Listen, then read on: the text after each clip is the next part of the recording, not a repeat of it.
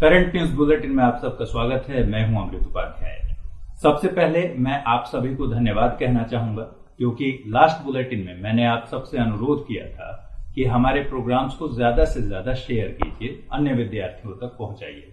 हमारी एक टीम के कुछ सदस्य यूट्यूब के एनालिटिक्स को एनालिसिस करते हैं, उसका एनालिसिस करते हैं, और उन्होंने मुझे बताया कि इस बार शेयर में ठीक ठाक इजाफा हुआ है। तो आप सबको बहुत बहुत शुक्रिया। मुझे उम्मीद है कि आगे भी आप इस तरीके से हमें सपोर्ट करते रहेंगे और ज्यादा से ज्यादा मात्रा में शेयर करते रहेंगे। तो चलिए इस सप्ताह के करंट न्यूज बुलेटिन की शुरुआत करते हैं हेडलाइंस के साथ। एपिडेमिक डिजीज एक्ट 1897 में संशोधन के लिए अध्यादेश को मिली मंजूरी। हेल्थ वर्कर्स पर हो रहे हमलों के मद्देनजर लिया गया फैसला। हेल्थ वर्कर्स पर हिंसा करने वालों के लिए सरकार अपनाएगी जीरो टॉलरेंस नीति। वर्ल्ड प्रेस फ्रीडम इंडेक्स 2020 जारी। भारत को मिली 142वीं रैंक, नॉर्वे पहले जबकि उत्तर कोरिया अंतिम पायदान पर। भारत की अमूर्त सांस्कृतिक विरासत की सूची जारी। यूनेस्को कन्वेंशन में 5 कैटेगरीज में ऐसी सूची का जिक्र। धार्मिक कव्वाली और वाद्य यंत्र वीणा सूची में जगह बनाने में कामयाब। कच्चे तेल की कीमतों में आई अब तक की सबसे बड़ी गिरावट। नेगेटिव अंक में पहुंची तेल की कीमतें। वैश्विक लॉकडाउन के चलते तेल की मांग में आई भारी कमी। और IMD ने जताई मानसूनी वर्षा सामान्य रहने की उम्मीद। इंडियन ओशियन डायपोल की स्थिति न्यूट्रल और अल नीनो की संभावना नहीं। सामान्य मानसून के लिए जरूरी हैं ये परिस्थितियां।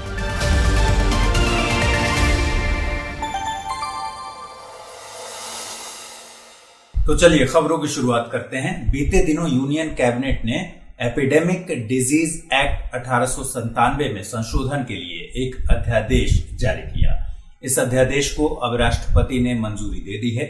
यह अध्यादेश स्वास्थ्य कर्मियों पर हो रहे लगातार हमलों के मद्देनजर लाया गया। इसमें मेडिकल स्टाफ के खिलाफ होने वाली हिंसा को कॉग्निजेबल एंड नॉन बेलेबल अपराध घोषित किया गया है। साथ ही हेल्थ केयर पर्सनल को पहुंचने वाली चोटों और संपत्ति के नुकसान की भरपाई के लिए हर्जाने का प्रावधान किया गया है। अध्यादेश में प्रस्ताव किया गया है कि हेल्थ केयर वर्कर्स पर हमलों के मामले में जांच को 30 दिनों में पूरा करना होगा। साथ ही अंतिम निर्णय 1 साल के भीतर आएगा। ऐसे हमलों के लिए 3 महीने से 5 साल तक की सजा और 50,000 से लेकर 2 लाख रुपए तक के जुर्माने का प्रावधान है। गंभीर मामलों में 6 महीनों से 7 साल तक की सजा और 1 लाख से 5 लाख रुपए तक के जुर्माने का प्रावधान किया गया है। अध्यादेश में सुनिश्चित किया गया है कि महामारी जैसी किसी भी स्थिति में हेल्थ केयर वर्कर्स के खिलाफ किसी भी रूप में की गई हिंसा और संपत्ति को पहुंचाए गए नुकसान के लिए जीरो टॉलरेंस की नीति अख्तियार की जाएगी। विद्युत क्षेत्र में और अधिक विकास के लिए हाल ही में ऊर्जा मंत्रालय ने विद्युत अधिनियम 2003 में संशोधन करके विद्युत अधिनियम संशोधन विधेयक 2020 ड्राफ्ट जारी किया है। इस ड्राफ्ट को 21 दिनों के लिए हितधारकों के समक्ष रखा गया है ताकि इस पर सुझाव आ सके और इसका अवलोकन किया जा सके। देखा जाए तो किसी भी देश की अर्थव्यवस्था के सतत विकास के लिए सस्ती कीमतों पर गुणवत्तापूर्ण विद्युत की आपूर्ति बहुत जरूरी होती है। इसी के मद्देनजर ड्राफ्ट अमेंडमेंट में कुछ महत्वपूर्ण बिंदुओं की चर्चा की गई है। इसमें कहा गया है कि टैरिफ निर्धारित करते समय लागत पर खासा ध्यान रखा जाएगा ताकि डिस्ट्रीब्यूशन कंपनियों को अपनी लागत वसूलने में सक्षम बनाया जा सके। साथ ही टैरिफ का निर्धारण सब्सिडी को ध्यान में रखे बिना किया जाएगा, क्योंकि सब्सिडी सरकार द्वारा सीधे उपभोक्ताओं को डायरेक्ट बेनिफिट ट्रांसफर के रूप में दी जाएगी। ड्राफ्ट विधेयक में उच्च न्यायालय के सेवानिवृत्त न्यायाधीश की अध्यक्षता में सिविल कोर्ट की शक्ति रखने वाले एक केंद्रीय प्रवर्तन प्राधिकरण स्थापित करने का प्रस्ताव है। इसका कार्य विद्युत उत्पादन, वितरण और ट्रांसमिशन कंपनियों के बीच विद्युत की खरीद या बिक्री या ट्रांसमिशन से संबंधित सभी अनुबंधों को लागू करना होगा। इसके अलावा अपीलीय न्यायाधिकरण को और सुदृढ़ बनाए जाने की रूपरेखा ड्राफ्ट में तैयार की गई है। ड्राफ्ट में ऊर्जा के नवीकरणीय स्रोतों से विद्युत उत्पादन के विकास और संवर्धन से जुड़ी नीतियों का जिक्र भी है। वहीं कुल विद्युत खरीद में जल स्रोतों से उत्पादित विद्युत का न्यूनतम प्रतिशत भी निश्चित करने का प्रस्ताव है।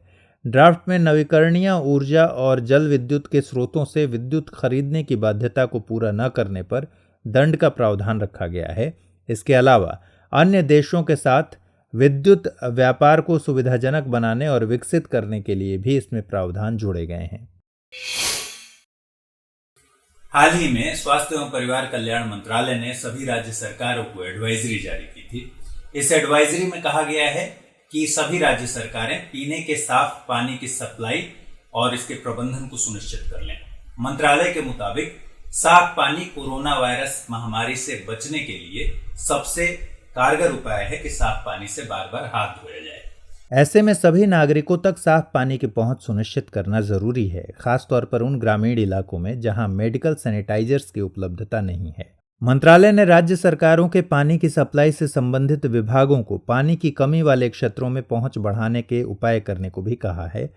इसमें quarantine places, relief camps, hospitals, old age homes, slum आदि क्षेत्रों पर खास ध्यान देने की जरूरत बताई गई है। मंत्रालय ने राज्य सरकारों को पानी को साफ करने वाले केमिकल्स मसलन chlorine tablets, bleaching powder, sodium hypochlorite, फिटकरी की जरूरत का निर्धारण करने की सलाह दी है। इन केमिकल्स को एसेंशियल कमोडिटीज की लिस्ट में रखा गया है। आपको बता दें कि भारतीय संविधान की संघ सूची में अंतर्राज्यीय नदी और नदी घाटी का विकास व विनियमन शामिल है। वहीं जलापूर्ति, सिंचाई और नहरें, ड्रेनेज, वाटर स्टोरेज और जल विद्युत संघ सूची के प्रावधानों के अधीन रहते हुए राज्य सूची में शामिल हैं। सुप्रीम कोर्ट ने हाल ही में एक बहुत महत्वपूर्ण निर्णय दिया। इस निर्णय के मुताबिक देश भर के अनुसूचित क्षेत्रों में स्थित विद्यालयों में अनुसूचित जनजाति के शिक्षकों की 100% आरक्षण को सुप्रीम कोर्ट ने असंवैधानिक घोषित किया है। कोर्ट ने कहा कि ये एक आपत्तिजनक विचार है कि जनजातीय लोगों को जनजातीय शिक्षक ही पढ़ाएं। जब वहां पर अन्य स्थानीय निवासी हैं तो वे क्यों नहीं पढ़ा सकते? यह बात समझ के परे है। आरक्षण मुहैया करा के मेरिट को पूरी तरह से नकारा नहीं जा सकता। 100% आरक्षण भेदभावकारी है, इसलिए इसकी अनुमति नहीं दी जा सकती। साथ ही ऐसे में अनुसूचित जनजातियों को दिया गया 100% आरक्षण अनुसूचित जाति और अन्य पिछड़ी जातियों को उनके प्रतिनिधित्व से वंचित करता है। कोर्ट ने इंदिरा साहनी मामले का हवाला भी दिया, जिसमें आरक्षण को 50% तक सीमित करने की बात कही गई है। कोर्ट ने यह भी कहा कि सभी नागरिकों को समान अधिकार प्राप्त हैं। किसी एक वर्ग के लिए अवसर सृजित करके दूसरे वर्ग को पूरी तरह बाहर करने का विचार हमारे संविधान निर्माताओं का नहीं था। कुछ दिन पहले वर्ल्ड प्रेस फ्रीडम इंडेक्स 2020 जारी किया गया। यह इंडेक्स पेरिस स्थित एक गैर सरकारी संस्था रिपोर्टर विदाउट बॉर्डर्स द्वारा जारी किया जाता है। 180 देशों के इस इंडेक्स में भारत को 142वीं रैंक हासिल हुई है। 2019 की रैंकिंग के मुकाबले इस बार भारत की स्थिति में 2 स्थानों की गिरावट देखने को मिली है। नॉर्वे पहला स्थान पाने में कामयाब रहा है, जबकि उत्तर कोरिया को अंतिम पायदान पर जगह मिली। रिपोर्ट के अनुसार भारत में 2019 में किसी भी जर्नलिस्ट की हत्या नहीं हुई, जबकि 2018 में 6 जर्नलिस्ट्स की हत्याएं हुई थीं। इस तरह मीडिया की सुरक्षा की स्थिति में सुधार हुआ है। दूसरी तरफ प्रेस की स्वतंत्रता का लगातार उल्लंघन देखने को मिल रहा है। इसमें जर्नलिस्ट पर पुलिस की हिंसा, राजनीतिक कार्यकर्ताओं द्वारा हमले और आपराधिक समूहों या भ्रष्ट स्थानीय अधिकारियों द्वारा बदला लेने के लिए की गई कार्रवाई शामिल है। इस इंडेक्स में 2019 में भारत की रैंकिंग 140 और 2018 में 138 थी। बीते दिनों the mapping India's energy subsidies report 2020 जारी की गई। इस रिपोर्ट का मुख्य फोकस भारत की ऊर्जा सब्सिडी के वितरण पर रहा। इस रिपोर्ट को international institute for sustainable development के ग्लोबल सब्सिडी इनिशिएटिव और council on energy, environment and water द्वारा तैयार किया गया है। यह रिपोर्ट भारत की ऊर्जा सब्सिडी मामले में 2017 में तैयार किए गए विश्लेषणात्मक अध्ययन का ही अपडेट है। रिपोर्ट के मुताबिक 2017 की अपेक्षा 2019 में भारत की तेल और गैस सब्सिडी में 65% का इजाफा हुआ। इसका मुख्य कारण विश्व स्तर पर तेल की कीमतों में बढ़ोतरी और भारत में सब्सिडाइज्ड एलपीजी के प्रयोग में हुई वृद्धि को बताया गया है। इसके विपरीत नवीकरणीय ऊर्जा के क्षेत्र में 2019 में सब्सिडी की तुलना 2017 से करें तो इसमें 35% की कमी आई है। वहीं कोयले के क्षेत्र में 2019 में दी गई सब्सिडी लगभग 2017 के बराबर ही रही है। ऊर्जा सब्सिडी के इस प्रकार के वितरण से यह मुद्दा उठता है कि क्या भारत यूएनएफसीसीसी की एनडीसी यानी नेशनली डिटरमाइंड कंट्रीब्यूशन की अपनी प्रतिबद्धता को पूरा कर पाएगा। आपको बता दें कि एनडीसी के अनुसार भारत को 2030 तक अपनी कार्बन उत्सर्जन तीव्रता में 2005 के स्तर से 33 से 35% तक की कटौती करनी है। साथ ही 2030 तक देश की 40% बिजली का उत्पादन गैर जीवाश्म ईंधन आधारित करना है। संस्कृति मंत्रालय ने भारत की अमूर्त सांस्कृतिक विरासत की सूची जारी की है। इस सूची में देश भर से 106 विषय वस्तु को शामिल किया गया है। यह सूची अभी ड्राफ्ट के तौर पर है। इसमें पब्लिक कमेंट आने के बाद बदलाव की बात कही गई है। UNESCO convention for safeguarding of intangible cultural heritage के तहत सूची में 5 कैटेगरीज हैं।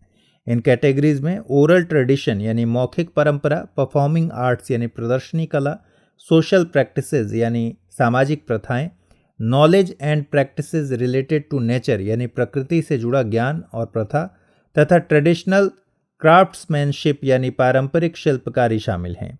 सूची में धार्मिक कव्वाली और संगीत का सबसे पुराना वाद्य यंत्र वीणा शामिल है। कुंभ मेला और विभिन्न राज्यों की रामलीला परंपराएं सूची में शामिल हैं। इसके अलावा असम का लोक त्योहार पचोटी शामिल किया गया है। इसमें बच्चे के जन्म पर, विशेष तौर पर बालक शिशु के जन्म पर उत्सव मनाया जाता है।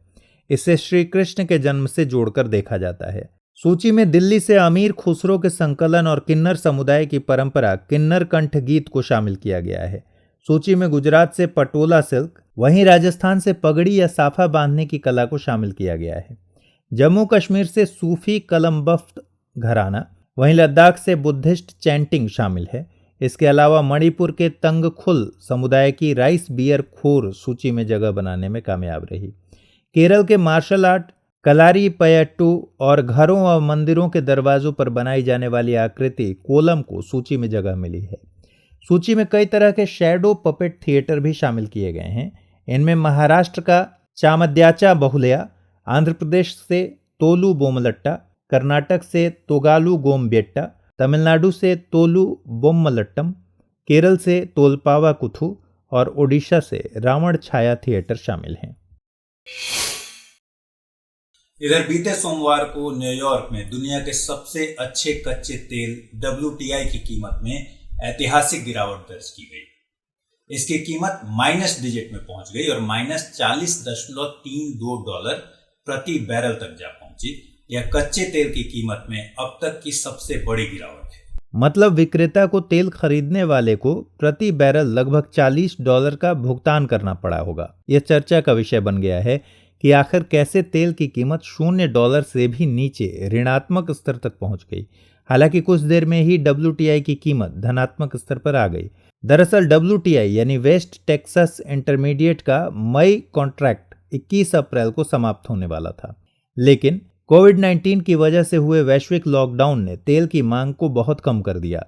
और सीधी सी बात है कि यदि किसी कमोडिटी की सप्लाई उसकी मांग से अधिक होती है तो उसकी कीमत गिर जाती है। इसीलिए डेडलाइन जैसे जैसे नजदीक आता गया कीमत में गिरावट होती गई। लेकिन नकारात्मक जाने के पीछे की वजह और भी थी। तेल उत्पादक उत्पादन में कटौती या उत्पादन को बंद नहीं करना चाहते हैं, क्योंकि एक बार उत्पादन बंद करने के बाद फिर से उत्पादन शुरू करना ज्यादा महंगा होता है। ऐसे में वे तेल की कीमत को कम करके इसे बेचना चाहते हैं और दूसरी तरफ कॉन्ट्रैक्ट धारक जिन्हें तेल खरीदना है वो इसे लेना नहीं चाहते, क्योंकि उनके पास तेल को स्टोर करने के लिए कोई जगह ही नहीं बची है। तेल से छुटकारा पाने के दोनों पक्षों, खरीदार और विक्रेता के इस रवैये की वजह से न केवल तेल की कीमतें शून्य तक गिरी बल्कि निगेटिव स्तर तक चली गई। एक तरीके से देखें तो शॉर्ट टर्म के लिए चाहे वह तेल खरीदार हो या फिर तेल उत्पादक, दोनों को $-40 प्रति बैरल का भुगतान कम महंगा महसूस हुआ। हालांकि WTI की कीमत में आई कमी से भारत की तेल आपूर्ति को कोई खास प्रभाव नहीं पड़ने वाला, क्योंकि भारत में तेल का मुख्य आयात ओपेक देशों से होता है। ये देश ब्रेंट क्रूड ऑयल की कीमत को मानक के तौर पर लेते हैं। ओपेक देशों द्वारा सप्लाई होने वाले ब्रेंट क्रूड ऑयल की कीमत में भी तत्काल में गिरावट हो रही है।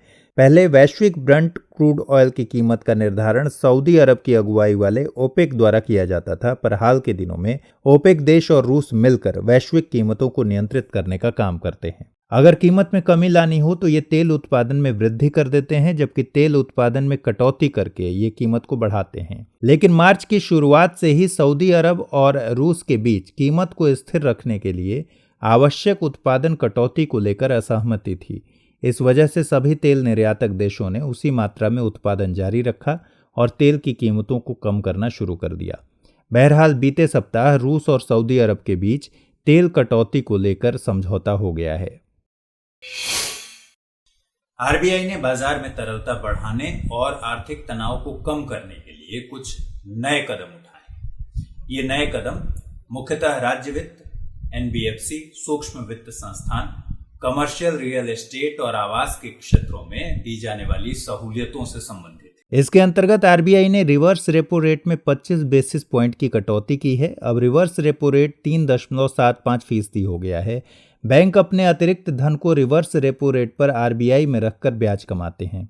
इसमें हुई कमी की वजह से बैंक अपने पैसे को अब दूसरे क्षेत्रों में लोन के रूप में दे सकेंगे। इसके अलावा आरबीआई अखिल भारतीय वित्तीय संस्थानों को 50,000 करोड़ रुपए की राशि देगा। इसमें नाबार्ड को 25,000 करोड़, सिडबी को 15,000 करोड़ और नेशनल हाउसिंग बैंक को 10,000 करोड़ रुपए दिए जाएंगे। इस कदम से कृषि, ग्रामीण क्षेत्र, छोटे और मध्यम व्यापार तथा स्मॉल हाउसिंग फाइनेंस कंपनियों को धन मुहैया कराया जा सकेगा। आरबीआई ने राज्यों के लिए WMA यानी वेज एंड मीन्स एडवांसेस की सीमा 30 मार्च 2020 के स्तर से 60% बढ़ा दी है। यानी कि अब राज्य WMA के तहत लगभग 51,600 करोड़ रुपए उधार ले सकते हैं। WMA केंद्रीय बैंक द्वारा राज्यों को दी जाने वाली सुगम अल्पकालिक ऋण व्यवस्था है। नए बदलावों के बाद राज्य 21 दिनों की ओवरड्राफ्ट अनुमति के साथ कुल 90 दिनों के लिए आरबीआई से 4.4% के रेपो रेट से उधार ले सकेंगे। बैंकों को सहूलियत देने के लिए आरबीआई ने एनपीए नियमों में भी कुछ बदलाव किए हैं। अब एनपीए की अवधि 90 दिन के मॉरेटोरियम पीरियड को हटाने के बाद जोड़ी जाएगी। एलसीआर यानी लिक्विडिटी कवरेज रेशियो को भी तत्काल प्रभाव से 100% से कम करके 80% कर दिया गया है। एलसीआर के अंतर्गत बैंकों को पर्याप्त HQLA यानी उच्च गुणवत्ता वाली तरल संपत्ति रखने की आवश्यकता होती है ताकि वे 30 दिन तक बैंक के कैश आउटफ्लो को बनाए रखने में सक्षम रहें। एक जानकारी के मुताबिक जीएसटीएन के पूरी तरह से सरकारी स्वामित्व वाली कंपनी बनने में अभी देर हो सकती है। इसका कारण कुछ राज्यों द्वारा कोविड-19 महामारी से निपटने में किए जा रहे अतिरिक्त खर्च को बताया जा रहा है। इसके वजह से राज्य जीएसटीएन के शेयर नहीं खरीद पा रहे हैं। दरअसल केंद्रीय मंत्रिमंडल ने सितंबर 2018 में ही जीएसटीएन को पूरी तरह से सरकारी स्वामित्व वाली इकाई में बदलने का निर्णय लिया था। बीते 14 मार्च को हुई 39वीं जीएसटी परिषद की बैठक में 1 अप्रैल 2020 से जीएसटीएन को पूरी तरह सरकारी स्वामित्व वाली कंपनी बनाने के प्रस्ताव को मंजूरी दे दी गई थी। जीएसटीएन यानी goods and services tax network एक गैर लाभकारी गैर सरकारी प्राइवेट लिमिटेड कंपनी है। इसकी स्थापना 28 मार्च 2013 को की गई थी। कंपनी की स्थापना का मकसद केंद्र, राज्यों, करदाताओं और अन्य हितधारकों को जीएसटी के कार्यान्वयन के लिए आईटी अवसंरचना और सेवाएं प्रदान करना था।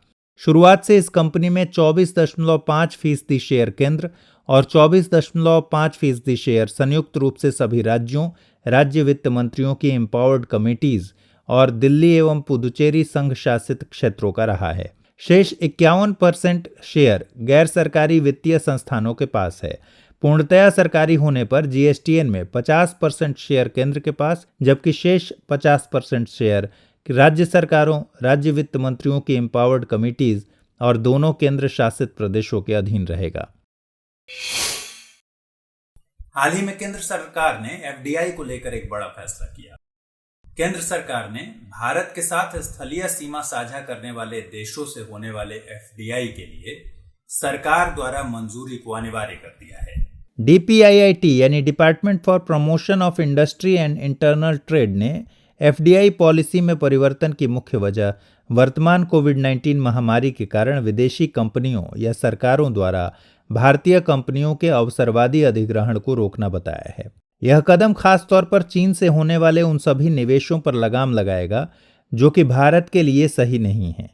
वैसे पहले से ही पाकिस्तान और बांग्लादेश से भारत में निवेश के लिए केंद्र सरकार की अनुमति लेनी पड़ती है।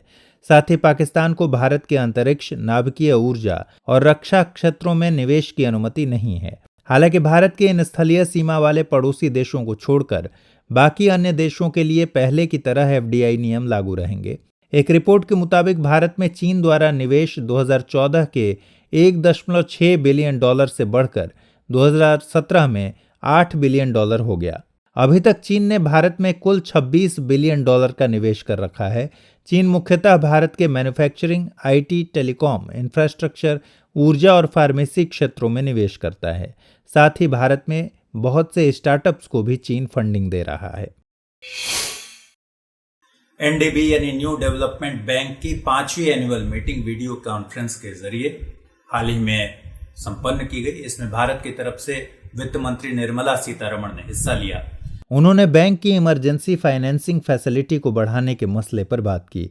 चर्चा के दौरान उन्होंने कहा कि प्राइस रिलेटेड असिस्टेंस के लिए बैंक की फाइनेंशियल कैपेसिटी को 10 बिलियन डॉलर तक बढ़ाया जा सकता है।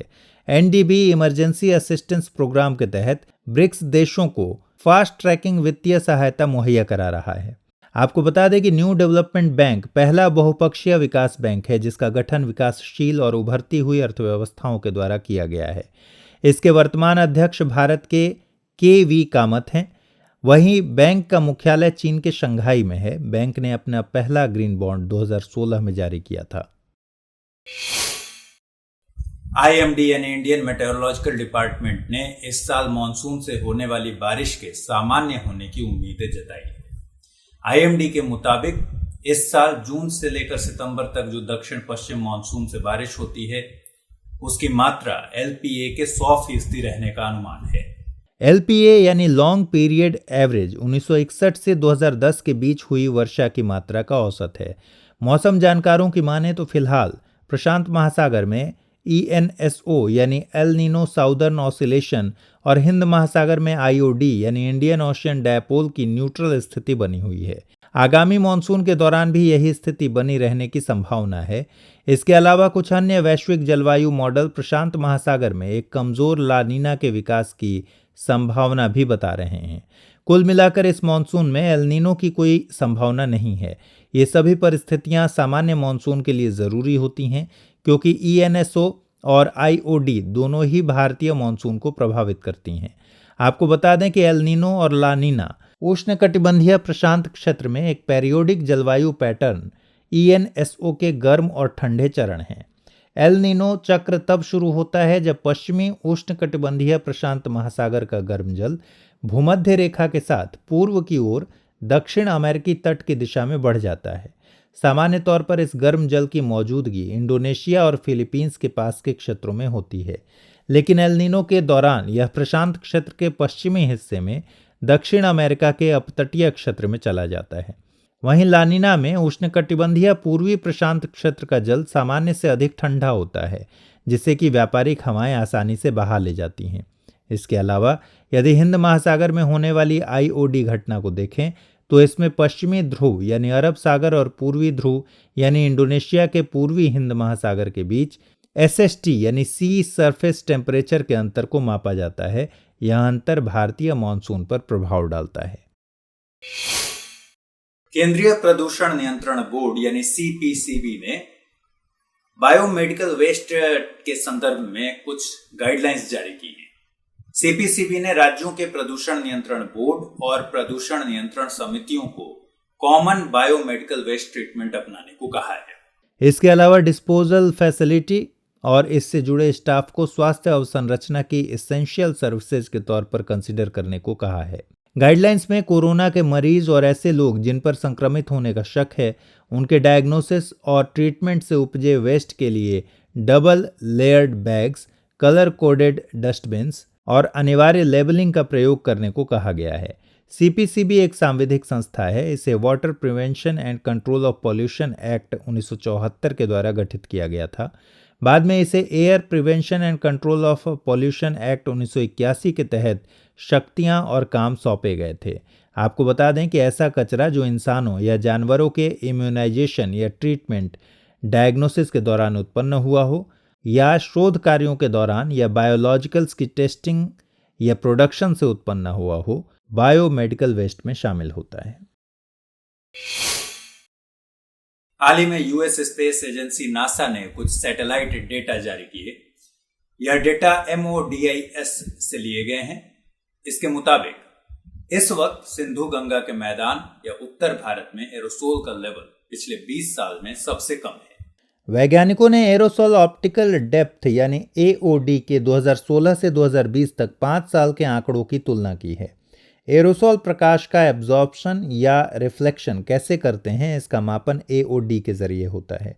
एरोसोल हवा में सस्पेंडेड यानी घुले हुए छोटे ठोस और द्रव कण होते हैं। ये दृश्यता यानी विजिबिलिटी कम करने के अलावा मानव के फेफड़ों और हृदय को नुकसान पहुंचाते हैं। ये प्राकृतिक और मानव जनित दोनों कारणों से उत्पन्न होते हैं।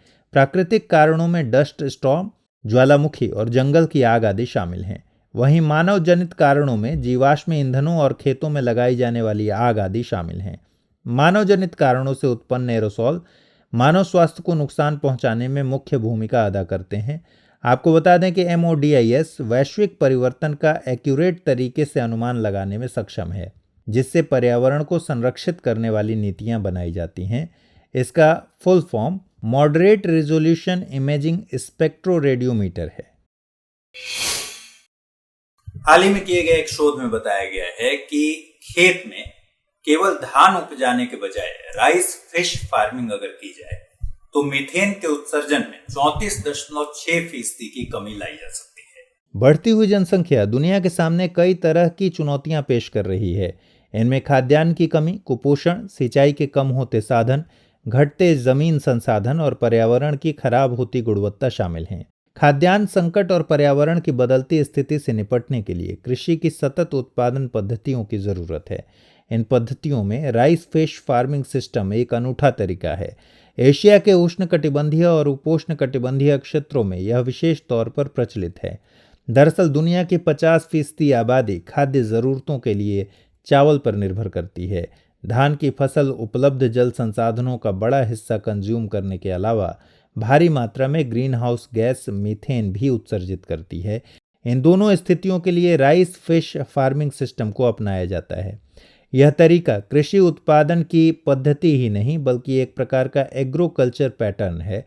इसमें चावल के साथ जलीय जीवों मसलन फिश, शेलफिश, क्रैब्स, श्रिम्प आदि का उत्पादन किया जाता है। इस तरीके से खाद्यान्न उत्पादन के साथ एनिमल प्रोटीन भी मिल सकेगा। इसके अलावा धान के खेतों का मीथेन के उत्सर्जन में 10 से 20% का योगदान रहता है। कुछ शोध के जरिए पता चला है कि rice fish farming system methane उत्सर्जन की इस मात्रा में कमी लाने का कामयाब विकल्प हो सकता है। इसके पीछे कारण है कि जलीय जीव मिट्टी की परतों में भोजन की तलाश में मूवमेंट करते हैं, जिससे मीथेन उत्पादन की प्रक्रिया प्रभावित होती है। इसमें मिट्टी की गुणवत्ता रिस्टोर की जा सकती है। साथ ही फर्टिलाइजर्स और पेस्टिसाइड्स की जरूरत कम होती है। तो फिलहाल इस बुलेटिन में इतना ही। खबरों को विस्तार से पढ़ने के लिए विजिट करिए www.drishtieyes.com। साथ ही हमारे हिंदी और अंग्रेजी यूट्यूब चैनल को लाइक, शेयर और सब्सक्राइब करना मत भूलिए। चलते चलते आपको छोड़ जाते हैं कुछ छोटी मगर जरूरी खबरों के साथ। G20 ने दुनिया के गरीब देशों के लिए कर्ज अदायगी को 2020 के अंत तक निलंबित कर दिया है। यह निर्णय G20 वित्त मंत्रियों द्वारा कोविड-19 महामारी से लड़ने में इन देशों को सहायता देने के मकसद से लिया गया है। इस निर्णय से इन देशों के पास अतिरिक्त $20 बिलियन धन बचेगा, जिसका इस्तेमाल वो तत्काल रूप से स्वास्थ्य के क्षेत्र में कर सकेंगे। AIIB भारत की राष्ट्रीय स्वास्थ्य देखभाल प्रणाली को मजबूत करने के लिए $500 मिलियन की परियोजना के वित्त पोषण के प्रस्ताव पर विचार कर रहा है। इस वित्त पोषण के दायरे में देश की कोविड-19 महामारी से लड़ने वाले उपकरणों की खरीद भी शामिल होगी। AIIB यानी एशियन इंफ्रास्ट्रक्चर इन्वेस्टमेंट बैंक एक बहुपक्षीय विकास बैंक है। इसका लक्ष्य एशिया में सामाजिक और आर्थिक विकास को गति देना है। जनवरी 2016 में शुरू हुए इस बैंक का मुख्यालय बीजिंग में है और वर्तमान में इसके 102 सदस्य हैं। बीते दिनों केंद्रीय कृषि और किसान कल्याण मंत्रालय ने किसान रथ मोबाइल ऐप लॉन्च किया। ऐप का विकास राष्ट्रीय सूचना विज्ञान केंद्र ने किया है। इससे किसानों और व्यापारियों को कृषि और बागवानी उत्पादों के प्राइमरी और सेकेंडरी परिवहन के लिए वाहनों की खोज में सुविधा मिलेगी। प्राइमरी परिवहन में फार्म से मंडियों, FPO कलेक्शन सेंटर और वेयर हाउस तक की आवाजाही शामिल है। वहीं सेकेंडरी परिवहन में मंडियों से अंतर्राज्यीय या अंतर्राज्यीय मंडियों, प्रसंस्करण इकाइयों, रेलवे स्टेशन, गोदामों और थोक विक्रेताओं आदि तक के परिवहन को शामिल करते हैं। हाल ही में ARI के शोधकर्ताओं ने पैथोजन का पता लगाने के लिए एक बग स्निफर विकसित किया है। यह बैक्टीरिया का तेजी से पता लगाने वाला एक संवेदनशील और कम लागत वाला सेंसर है। ARI यानी अगरकर रिसर्च इंस्टीट्यूट पुणे भारत सरकार के विज्ञान और प्रौद्योगिकी विभाग के तहत एक स्वायत्त संस्थान है। वर्तमान में ARI द्वारा E. coli और साल्मोनेला टाइफिम्यूरियम का पता लगाने और साथ ही उन्हें अलग करने की विधि पर काम किया जा रहा है। इस काम के लिए ICAMR द्वारा धन मुहैया कराया जा रहा है।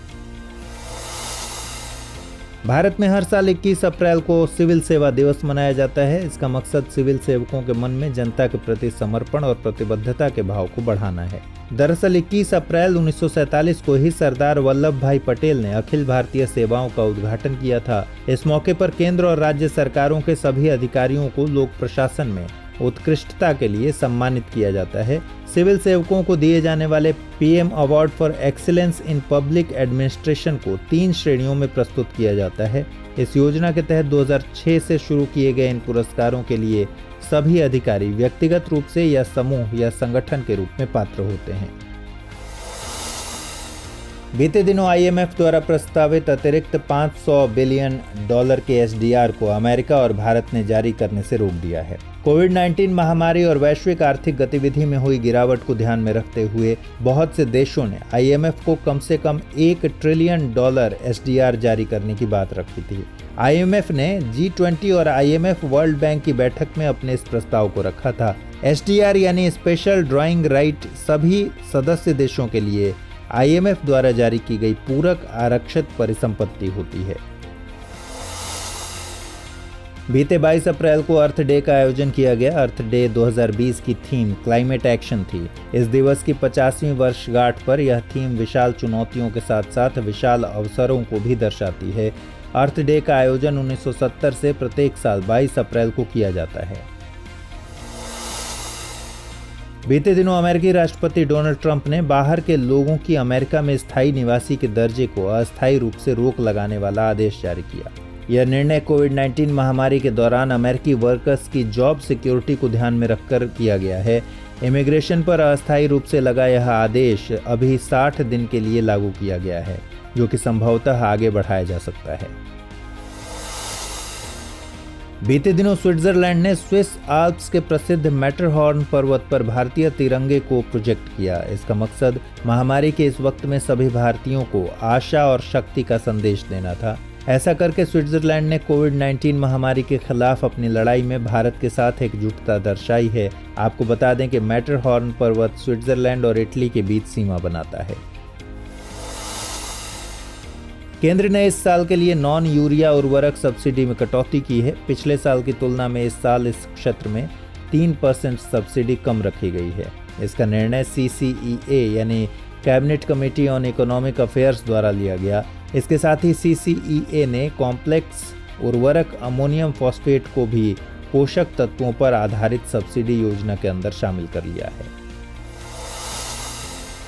अब सेप्सिस के इलाज के लिए प्रयोग में आने वाली दवा सेप्सिवैक को कोविड-19 रोगी के ऊपर परीक्षण किया जाएगा। सेप्सिवैक का निर्माण कैडिला फार्मास्यूटिकल्स और CSIR ने मिलकर किया है। दरअसल सेप्सिस में ग्राम नेगेटिव बैक्टीरिया द्वारा किसी व्यक्ति के इम्यून सिस्टम पर कोविड-19 की तरह ही इन्फेक्शन होता है। इसलिए उम्मीद जताई जा रही है कि यह दवा कोविड-19 के लिए कारगर साबित हो। हाल ही में विश्व बैंक द्वारा जारी रिपोर्ट के मुताबिक पिछले 1 महीने से शुरू भारत में देशव्यापी लॉकडाउन ने करीब 4 करोड़ इंटरनल माइग्रेंट्स को प्रभावित किया है। बैंक का मानना है कि कोविड-19 को फैलने से रोकने के लिए सरकारों द्वारा लिया जा रहा लॉकडाउन का निर्णय आवश्यक है, लेकिन इसके साथ ही इसकी वजह से आंतरिक प्रवासियों के सामने आने वाली चुनौतियों का समाधान करना भी जरूरी है। इसलिए सरकारों को इन प्रवासियों को भेदभाव से बचाने के लिए कैश ट्रांसफर, स्वास्थ्य सेवाएं और अन्य सामाजिक कार्यक्रमों में शामिल करने की जरूरत है। और बीते 18 अप्रैल को विश्व धरोहर दिवस मनाया गया। दरअसल 18 अप्रैल 1982 को ट्यूनीशिया में ICOMOS यानी international council for monuments and sites ने पहली बार स्मारकों और स्थलों के लिए अंतर्राष्ट्रीय दिवस को मनाने का सुझाव दिया था। इसे यूनेस्को ने नवंबर 1983 में प्रस्ताव के रूप में पारित किया था। तब से प्रत्येक साल 18 अप्रैल को विश्व धरोहर दिवस मनाया जाता है। गौरतलब है कि यूनेस्को विश्व के प्रमुख और प्रसिद्ध स्थलों की एक विश्व धरोहर सूची भी बनाता है। अब तक भारत के कुल 38 स्थानों को यूनेस्को की विश्व धरोहर सूची में शामिल किया गया है। इनमें से 30 कल्चरल की कैटेगरी में, जबकि 7 प्राकृतिक कैटेगरी में और 1 Kanchenjunga national park mixed category में रखा गया है।